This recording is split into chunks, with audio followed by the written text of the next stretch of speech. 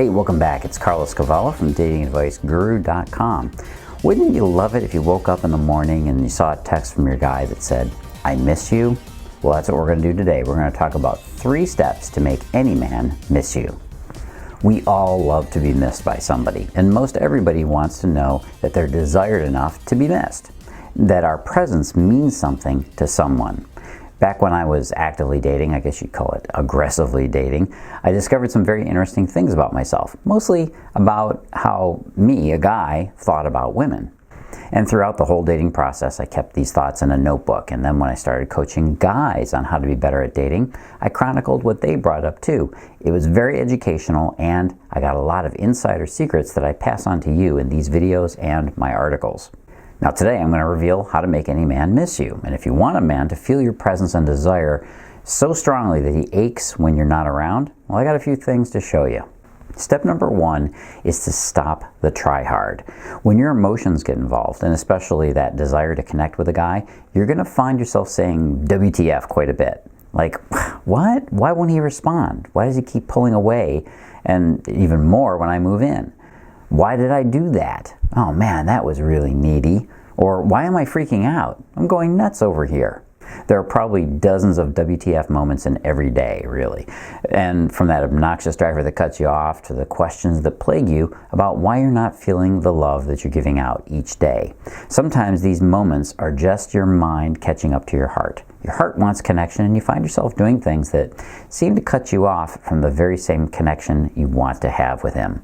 Now, when you catch yourself doing this with a guy, you're probably entering the try-hard zone. Now, the try-hard zone is when you find your needs aren't getting met, and that's when you start acting out your needs by calling him when you know you've already talked to him enough today, or texting him when you know you're just seeking a little bit of reassurance to get a reply from him, or maybe you put up some trial balloons to see if he really does feel about you the way you want and need him to, and on and on and on. The list could go on forever. What it all comes down to is trying to make him miss you instead of letting him miss you. This is a very important distinction, making versus letting. When a woman is trying indirectly to get us to want her, or she's trying to get us to show some sign that, or reassurance that about her insecurities, about where she stands in the relationship, when we see that, we know that you're being a tryhard. Let me give you a few more of these, hey, look at me, type of things you might be doing. You might be posting on Facebook in the hopes that he'll notice it and like it, or using any kind of social media in an attempt to get us or get into his headspace, pretending to be casual when you're really doing something very intentionally, texting mutual friends to get attention, or even posting pictures that are intended to get him a little jealous. Remember, don't be the try-hard. Just be the space he wants to fall into. All right, step number 2 is give him the gift. What gift could that be? Well, why, none other than the gift of space. You see, the one thing I learned in my self-analysis and training to be a guru was that nothing makes a person feel longing more than their absence. I long for Thai food if it's been absent in my life for too long. I long for a good 3D action movie if it's been a long time since I've seen one of those. And I long for a big hug from my honey if we've been apart for a little while. I'm sure you're familiar with the saying, absence makes the heart grow fonder. And yeah, I know this one has become a total cliche, probably to the point where most women hear this advice, give him space, and they promptly ignore it the second they hear it. The reality is that men need more space than women do, and women need more closeness than men do. So how do we get past this obvious contradiction? Can we ever reconcile the huge difference between men and women? Yes, you can, and you must if you're going to have a successful relationship. Because as the woman in the relationship, I believe you're more sensitive and more in touch with the emotions and subtleties of what's going on. So watch him for his behavior patterns that tell you he's been a little too close to you, because guys tend to jump into relationships and not think about how quickly we can get burned out by them.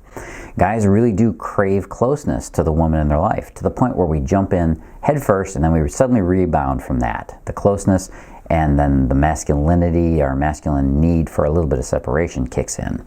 When you sense this, you have to be the first one to push back a little bit, give him a little bit of space before he even realizes he needs it.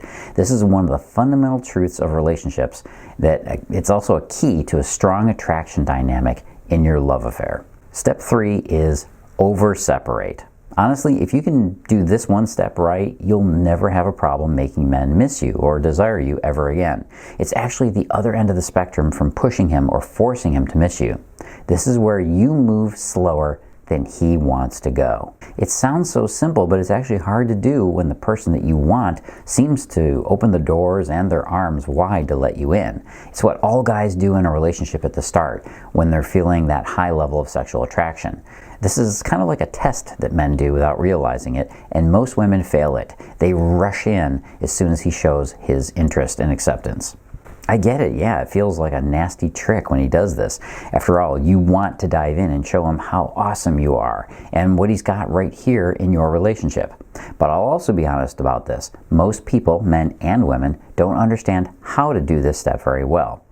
What we do is we jump in and we try and control love. We try and force it to happen. So in order to fully captivate a guy, you have to be operating at a pace that's slower than he wants to go. You have to over-separate yourself from the man, for him to really miss you, and that means pulling away a little bit further than he might want. Stay quiet on Facebook a little bit longer, and maybe not text him for a few days, and let him miss you. Remember, the more scarce something is, the more we feel it's valuable. I've got a few married friends that unfortunately the woman feels like she won him instead of the other way around. And guess what? He rarely works at all to work that hard really to make her feel loved and cherished. So don't let all this current gender rhetoric confuse this in your head. Men want to be the knights seeking the hand of the lady. They want to win you. This is an absolute necessity for all relationships. And let me suggest that you discover the secrets of Cleopatra. She's the one woman that men have desired more than any other.